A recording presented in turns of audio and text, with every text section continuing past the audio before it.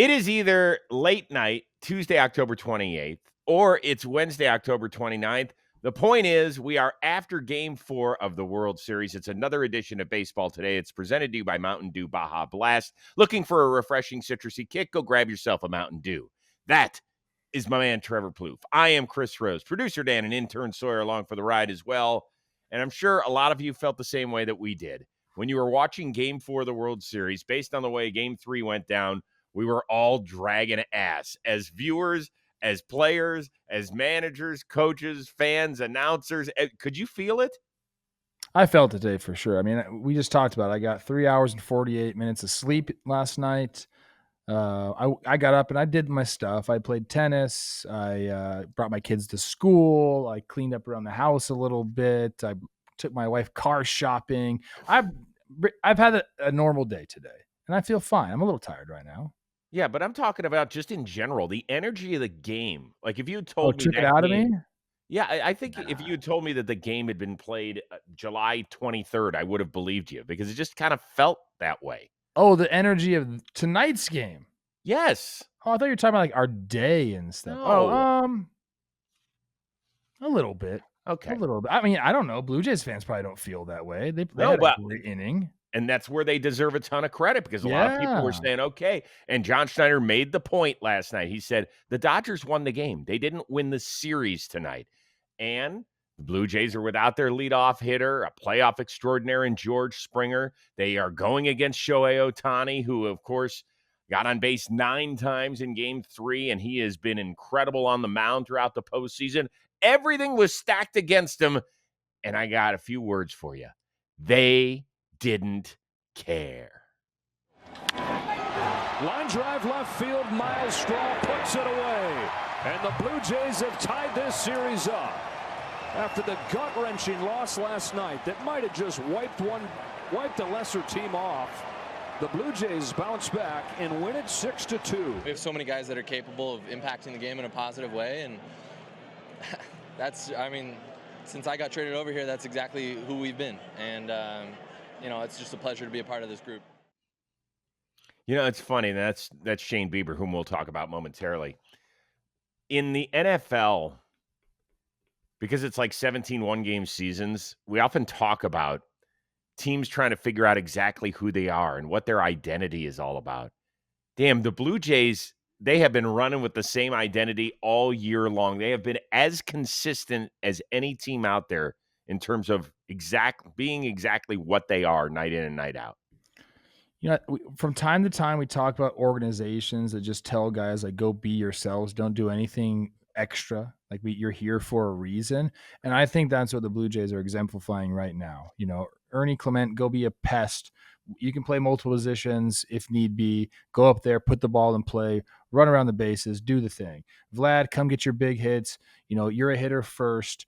And then the slug is going to come. Like, they just up and down the freaking lineup. Like Addison Barge, they were talking about the shirt he wears. I hit the ball hard. Like, that's who you are. So go be that. Like, they know who they are. Andres Gimenez, go pick it, man. Any offense is kind of extra, but have good at bats. But like, you're here to play defense. Like, they have done it, man. It's a real team. And Bieber right there, he nailed it. He's like, we have so many guys that can contribute, but not just contribute offensively, contribute defensively on the base pass. Like, it's really, really, it's cool to see a team constructed like this and taught like this in today's game. I felt like we were going backwards for a little bit, Chris, but this feels like what we were talking about with the Brewers. The Brewers just didn't have any offense. I think I don't know if it was just the Dodgers pitching was that much better at that moment, but this feels like what we were talking about, like kind of old school baseball, move runners when need be. You're not trying to outslug every single time you're up there. So it's been a welcome sight, and they've looked good, man. I told I'm going long here, but I told Jake this, and tell me if this makes sense, because I'm trying to make it make sense to everyone that in my mind it does. The 2 regular games, the Blue Jays have looked like the far better team. Yes, they have. The other game, Yamamoto throws a complete game, and there was an 18-inning game. Yep, you're right. And we will touch on that a little bit later on as well. But you can talk about the hitting. This was all about the pitching, especially coming in the fact that it felt like everybody threw in an 18-inning game in Game 3. Shane Bieber, I think some people just strictly know him as the shortened season Cy Young Award winner and former All-Star Game MVP, and so you expect him to go out and do what he did, which was 5 1/3 and 1-run ball and 4 hits and looked really good. You have to remember this was his 11th start post Tommy John surgery. It took, Sandy Alcantara is still trying to figure it out. And he had a full season of that. Shane Bieber is doing this on the biggest stage in essentially his walk year because he's going to opt out and he's going to head to free agency again. And he went out and did his thing and set the tone. And I thought it was really from the first batter on. We even joked. I guess really we didn't joke. We asked the question, do you think that they'll give Ohtani a free pass right out of the gate? Well, not only did he not do that, I thought he had him struck out in the first inning. He missed the pitch. I think it was a 3-1 pitch curveball down. They missed that one. Yeah. So, he went right after him and he was like, this is it. This is who I am. And I thought that really set a tone. I don't know if he went right after him, but yeah. Enough. He didn't intentionally walk him, that's for sure. No. They didn't need to. 0 for 3 tonight. No. But Bieber really, I thought he did a masterful job out there. He did. 5 different pitches over 14%. That's, I love that. Yeah, that's a big deal. I love that. Then he turns it over to the bullpen. Fluharty comes in and gets 2 huge outs. At that point, it's a 1-run game. He gets Edman. This has been the left-hander that they feel like they can depend on. And, he ended up getting Edman, who is obviously a switch hitter, and that was huge. And then Chris Bassett goes out, and you told us about this. You thought he was going to play an enormous role. Do you see his numbers? I'm going to get them for you here. 6 2/3 innings of scoreless relief so far in the postseason. He's allowed only 2 base runners. He has struck out 8. And remember, he was not even on the roster in the divisional round against the Yankees. There was a sequence, and gosh, I'm trying to remember who it was against. He went fastball, top of the zone. I think got a swing on it. Then he went curveball. Same thing, starts top of the zone, ends up down. And so as a hitter, you're like, okay, he's going to go back to that fastball at the top of the zone. So I got to get on plane with that. You're ready for that. He ends up throwing a cutter at the top of the zone. So you guess right that it's a heater top of the zone, but it moves, 3-4 inches. It gets off your barrel, soft contact. That is the stuff that great pitchers are able to do. Get you thinking, say, yeah, I'm going to give you that pitch you want, but it's going to be a cutter instead of the 4-seamer. And your eyes are going to light up and you're going to swing at it and you're going to have soft contact. That's a veteran sequence. And he's been great. And we've said that a couple of times on the show, his stuff is ticked up in the bullpen. Yeah. And he's become Schneider's probably most reliable arm down there. And it's interesting because there's a lot of Dodgers that have decent numbers against him over the years, but he has turned it on its head and done an outstanding job. Let's focus very quickly on Shohei, not the hitter, didn't get a knock on this night, but Shohei, the pitcher. Now, he gave up the home run to Vlad early on, but he'd only given up 2 runs through 6 innings. He was at 90 pitches at that point. And after the game, he went out for the 7th, gave up a leadoff knock to Varsho, then a double to Clement, and then they pulled him, and both those runners came around to score. So he ended up getting credited for giving up 4 runs in 6+ innings. Now, they asked Shohei after the game whether or not he felt the pressure to maybe deliver a little bit more on this night because they ran through everybody in the bullpen. Here is the answer through his translator. Whether that's during the regular season or the postseason, my goal is to be able to pitch 6 innings. And in this situation, this game, I wanted to go 7. And it was regrettable that I wasn't able to finish that inning. What are you laughing at? I just love it. He's basically apologizing for not going long enough. It's like, dude, come on. Apology accepted. Yeah. Please don't apologize to me ever. Dave Roberts said afterward, I thought he looked really good in the 6th, and so that's why I threw him out there. I was shocked that he was out there. And really? I was, because of how important he is at the plate. You're just saying after the 18-inning game, You thought that at that point, 90 pitches in, but the problem is, like we talked about, Chris, who are they going to go to? I know, and this is the problem. Dave Roberts has got to be sick to his stomach every time he makes that walk out to the pitching mound right now, unless he's getting one guy out there essentially. Yeah, I'm curious to see how he handles tomorrow. I think Enriquez is in play for a high leverage. I think that in Toronto, Will Klein is going to be back, and he's going to be like their Bassett type guy. I mean, they might expect him to go a couple innings now, which is kind of crazy to think because they were hiding those two guys in the bullpen. They might end up being their solution that they find in Game 5, or I guess they found him in Game 3. But it is, they don't have anywhere to go right now. Number one, they can't go to Blake Trinan anymore. Nope. He didn't get credited with giving up a run, but he gave up an inherited runner, and that was a big deal here. And Clayton Kershaw, we love the story, but that spot that's hurting him. That is hurting him when he could only throw 8 pitches last night and then probably wasn't available for a critical. It's not like they had anybody else, I don't think, to put on here. There's 2 other things going on with them retrospectively. Tanner Scott, the guy you paid $72 million to in the offseason, you can't have him on the playoff roster. I don't know that. And then I hate to even bring it up because of the tragic human side of the story about Alex Vesia and his wife and what they're going through. This is a baseball show, and there is a baseball side to it as well, which is that might have been Alex Vesia's inning. So I mean, there's a lot of guys. I mean, Kirby Yates, Brock Stewart, like guys they brought in to pitch at this time of the year just aren't available. So they've had to figure things out, and they really haven't. Right, they have not. One other thing before we move on, Vlad, offensively setting the tone. No Springer, a hobbling Bichette, and turning around Shohei's pitch to give the Blue Jays a lead that they would not relinquish.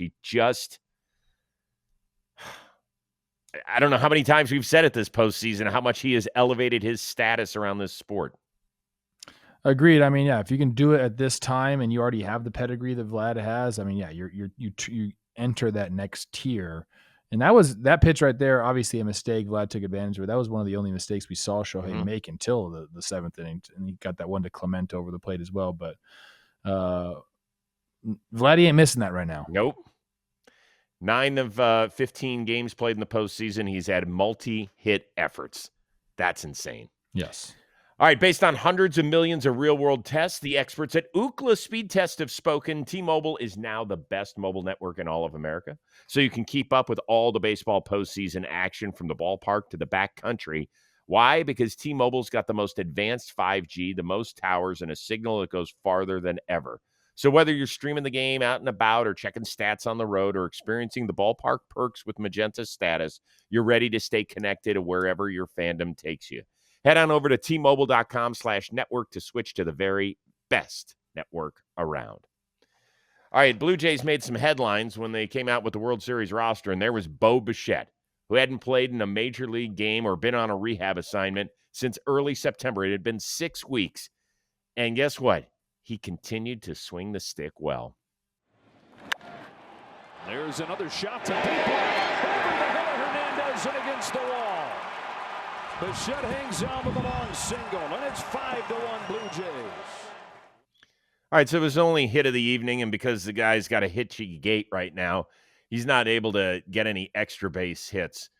But once again, I want to ask you, as a guy who did this for a living, how amazing is it that Bichette has his timing back without any sort of thing except live BP? It's awesome. It really is. I mean, that could really knock you off your game. I mean, even if you take 4 or 5 days off, it can affect you. But that long, for I would say most guys, it's gonna be really difficult. But he's a pure hitter. I mean, it's what he's been his entire life, essentially. I referenced it a few times on this show. I remember seeing him via, I think, his mom's Instagram. It was like him in high school hitting. Like, he's just been a raker his entire life. And you can see now, like, with his legs banged up, he's quieted his approach down quite a bit.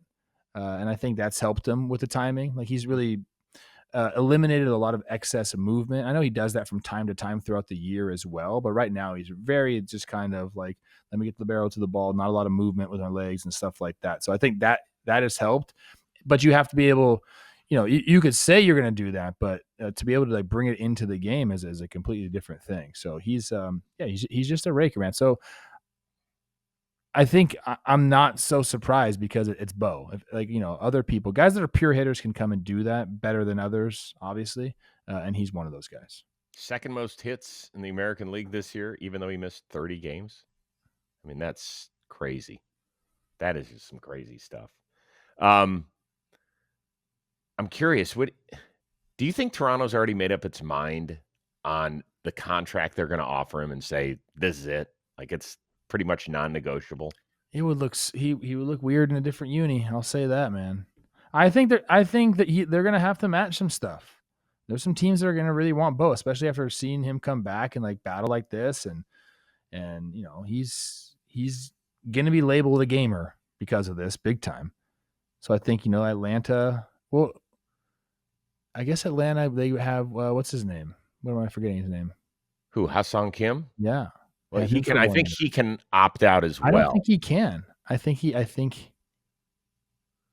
maybe he can, but he won't. I don't know. Atlanta was a player. I hope he comes back to Toronto and we see him and Vladdy, for the next 10 years together. That will be awesome. And I think it makes a lot of sense. And again, he would look really strange in a different uniform. We know Vladdy's going to be there. He's already signed on the dotted line, but Bo has been uber impressive. I'd love to hear Toronto fans think. What do you think? I mean, I know most. I'm so bad with contract details. So what do you think what's the number?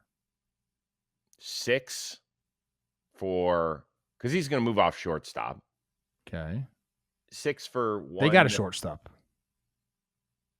Yes, they do. 6 for 165. So like 26 a month, 26 a month, 26 a year, 27 a year, something like that. Yeah, something like that. Okay. Yeah, I mean, you're in the World Series. Made a lot of extra money this year. Pay the man. This episode of Baseball Today, it's sponsored by Nutrafol. Nothing quite like the postseason. It's full of moments that we can take our hats off to. That's why Nutrafol is now the official hair growth partner of Major League Baseball. They want to help fans celebrate what's under the hat with thicker, stronger hair they can feel confident showing off. Did you know Nutrafol is the #1 hair growth supplement in the game? Clinically proven to see results in 3 to 6 months, which is pretty good. Nutrafol, it's all about growth, the kind that takes time and commitment and consistency. And that's why it's a perfect pairing with the game of baseball. Because it's more than a game. It's about showing up day after day, season after season. Because when you get to the biggest moments, nothing should hold you back. And in this postseason, whether you're tipping your cap to a walk-off win or just simply enjoying the game, you can do it with hair worth celebrating. So visit Nutrafol.com to take $10 off your first month subscription and join millions seeing thicker, stronger hair. All right, so that gets us to Game 5. We're tied at 2 apiece. It's a rematch of Game 1. It was won by the Blue Jays thanks to that 9-run outburst in the 6th inning. So it'll be a rematch. Trey Yesavage against the losing pitcher that night, Blake Snell. They always say it's advantage hitter because they've seen you, but I think it's advantage pitcher because you've pitched against them. You know what they can do. It's fresh in your head. You have an idea. And I'm going to pitch the same to some guys, different to some guys. Like you're going to go through that battle, but I like it because, there's a comfort to it. Like you've already faced them. You know what they can do. Now you just got to execute. Which side of the argument do you take? Is it advantage hitter or pitcher? It can be both. I love Blake Snell and the confidence there. It depends how you line up against a certain pitcher. If a pitcher's got a pitch that really plays to your hole in your swing, then it's probably advantage pitcher. But if he doesn't and he relies on like deception, then it's advantage hitter. It just depends on the matchup. Okay. Some guys you'll never have the advantage against, and some guys will never have the advantage against you. It truly is player to player. Okay. Good job dodging that one. Even though it's right. It's right. I would say overall, Chris, it's advantage hitter. But there are some instances, like I said, that won't play that way. So my question is, will the starters or the bullpen be the bigger headline in Game 5? Now, that could be positive or negative. Yeah, if it goes awry, I mean, it's going to be the bullpens. I mean, I just do not.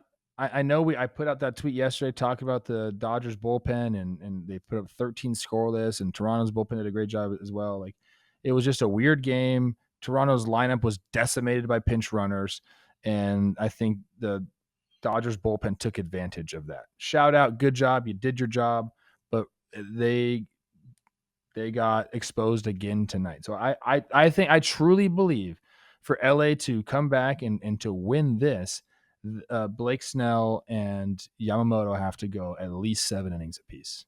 At least 7 innings apiece. So in my mind, I don't even know what that means. Like, I guess the starters. Are you asking me who's going to pitch better? The bigger story is clearly the bullpens in this series. Mm-hmm. And like the lack of options. Again, I think the Blue Jays have more options, but the Dodgers, that is the story for them. Well, this is Blake Snell's time to shine, and he has to. Game 1, he allowed 11 base runners, 5 runs in 5 innings. In his previous 6 starts, he gave up a total of 3 runs. That's it. He had come in on a heater. Somebody on this show may have predicted him to be the World Series MVP. I don't know. I'd have to go back and check, see if somebody did say that. Not 100% sure, but maybe it was. And so that's why I expect him to throw another gem. He is not going to go Yamamoto on us. He will not go complete game here. But he will hand the ball to Roki Sasaki, as long as it's not. Yes, that's what's going to happen. Okay. He's going to hand the ball to Roki. Here you go. You take it. And I think that'll be a big deal. Out of Savage, I thought he really did a great job to give them 4 innings, I thought, in Game 1. It's been a little bit of a struggle from the standpoint of in Game 6 against Seattle, right? There was a ton of traffic, and he got those double plays, and that was awesome. So you give him a ton of credit. It wouldn't surprise me if he doesn't last more than 4 innings. Here in Game you're 5. so down on the Blue Jays right now. No. That doesn't mean that they can't win. What I'm saying is you're asking – the dude started the year in single A. You don't think he's running on fumes at this point mentally? I don't know. He seems pretty locked in mentally. Like, you can kind of tell. Like, he seems pretty good. I don't expect him to be overwhelmed by the moment. I think if he gives up 2 runs in 4 innings, I think they would take that. 2 runs, 4 innings. Okay. Because he could still throw 75 pitches in 4 innings. And at that point, that's really where they really start watching him. So, okay, I think he's a good example of, well, maybe a little bit of both, but more so like for him in the arm angle, that's the deception factor. So the more times you see him, the more comfortable you'll be trying to get on plane. He still has devastating pitches. He can still bully you with his splitter and his heater. But I think the deception, the more times you see him, goes away. So then it's just, getting his fastball in the zone and trying to lay off his splitter. So that's an example of a guy where I think it's the more times you see him, the better. Okay, so how many outs do you think John Schneider would be happy to get from Savage? We both agree that 7 innings is 21 outs is the number for Blake Snell. What do you think it is for the rookie? 15. So you think they're happy with 5 innings? I think they'd be happy with. I'll up it a little bit. I'll say like 13 outs. You think Bassett's available tomorrow? I don't think he is.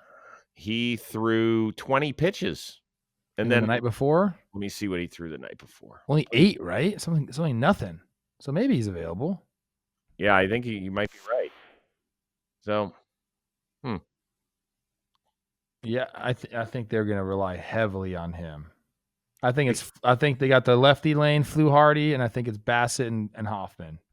And he's and Varland and Dominguez, like, they have way more options. They're in a better position with their bullpen, and it's not even close. He's worked in 13 of the 15 games or something insane? Yeah. Varland? And he threw 20 pitches again and had to kind of bob and weave out of more trouble, more-ish trouble. Playoff season's here. So whether you're at a watch party or a tailgate or hanging with friends after the game, nothing levels up those moments like a refreshing tropical lime kick of what? Mountain Dew Baja Blast. Baja Blast. It's legendary. It's available in every shape and size. It's a can, it's a bottle, whatever way you need it, they're going to take care of you. So this postseason, whether you're hanging out with friends or you're rooting for your favorite team or rooting against your least favorite team, because that can be fun too. Maybe you're grabbing food late night, or maybe on Saturday and Sunday you go to a college tailgate or an NFL tailgate, something that's going to tie it all together. It's Baja Blast. Do not wait. Grab Mountain Dew Baja Blast today and taste the tropical refresh that takes every occasion to the next level. Find it now at mountaindew.com/finddew. Not sure if you heard, but the series is tied at 2. Head to Game 5. One more in LA. At least one more in Toronto on Friday. Which fan base should feel better about its team right now? You know I don't love these questions. This is a good one. I think it's Toronto for sure. I started the show out by saying this, and again, I don't know if it makes sense. In my head, it does. Regular baseball games where the starter doesn't throw a complete game, or you don't lose all your freaking hitters to the pinch runners, Toronto has played better baseball and looks like the better baseball team right now. So I would say Toronto. Now, the Dodgers do have 2 guys who have thrown the type of innings that the Dodgers need coming up. So if you get 2 brilliant starts from Blake Snell and Yamamoto, then the Dodgers are going to be feeling pretty damn good about themselves and probably are going to win this whole damn thing. So I think that's where the balance lies. I think Toronto feels better because the statistical probability of those guys doing that is probably less, but it can happen. So I predicted the Dodgers to win this in 6. Yep. But if you were to do a poll of 100 fans from Toronto and 100 fans from LA, I don't think it's close in terms of how do you feel about your team at this point. I think way more Blue Jay fans feel better.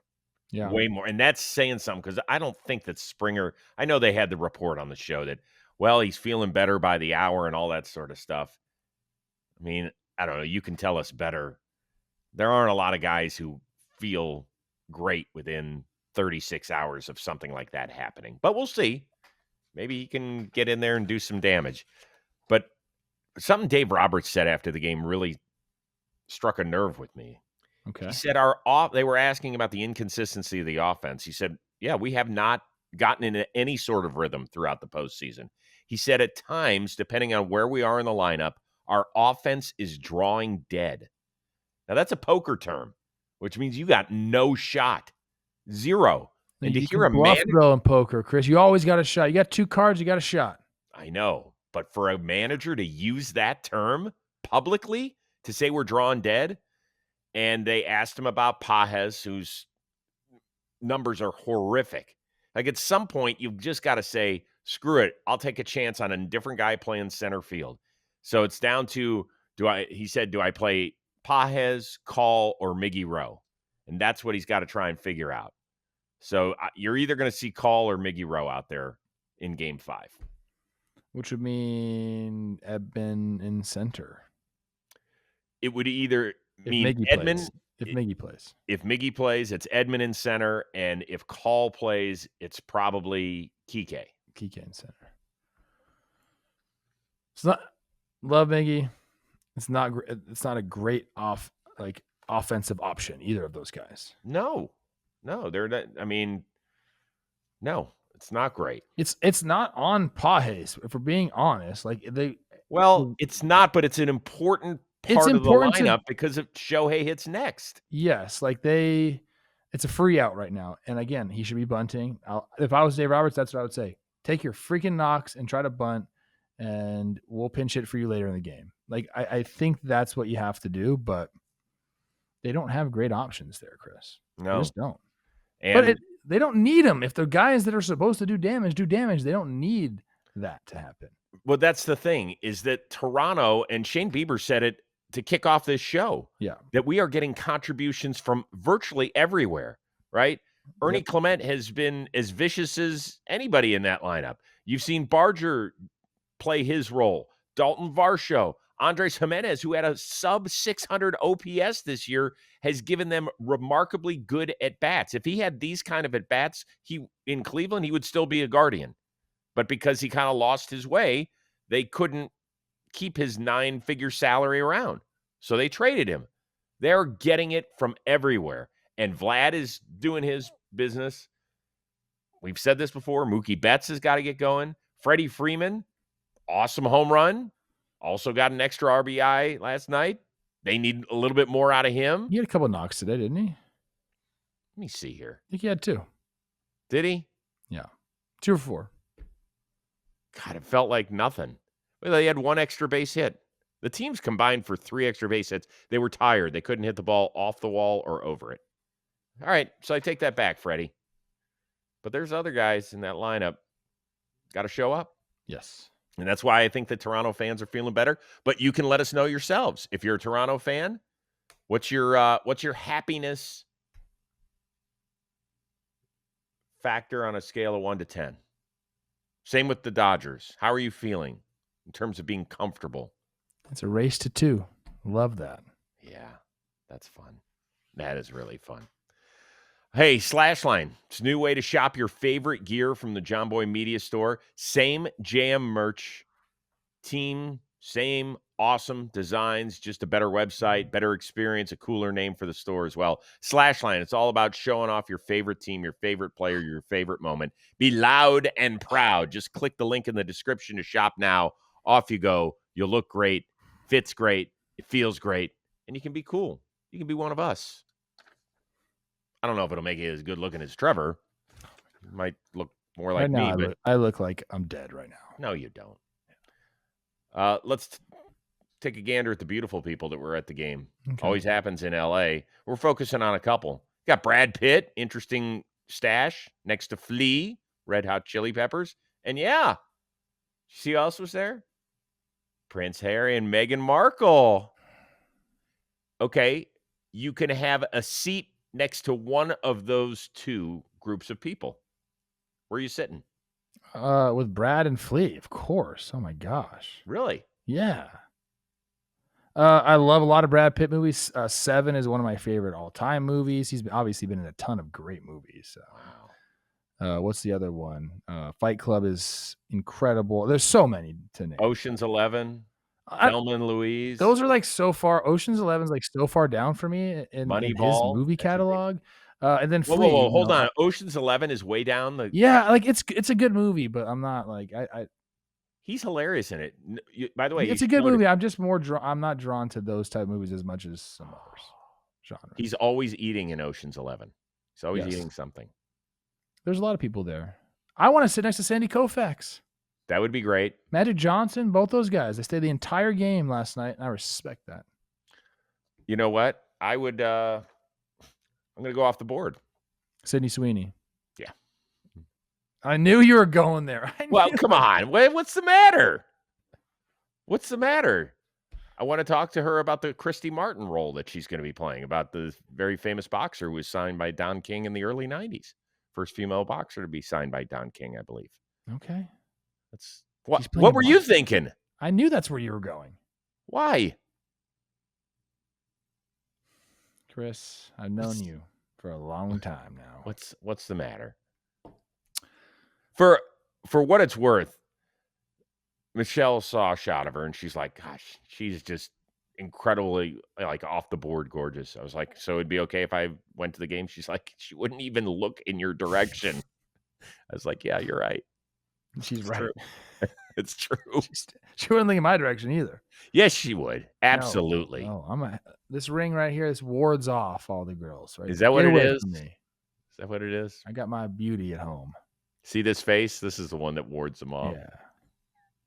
All right, everybody go get some sleep. We're going to get re-energized for an awesome Game 5. You Savage and Snell going at it. Whoever wins that takes a 3-2 series lead back north of the border for little trick or treat on Friday night and Halloween, and we cannot wait. So for our one-of-a-kind producer, Dan Rook, our awesome intern Sawyer, that is the uber-talented Trevor Plouffe. I am Chris Rose. We will see you again after Game 5 here on another World Series edition of Baseball Today, presented to you by Mountain Dew Baja Blast.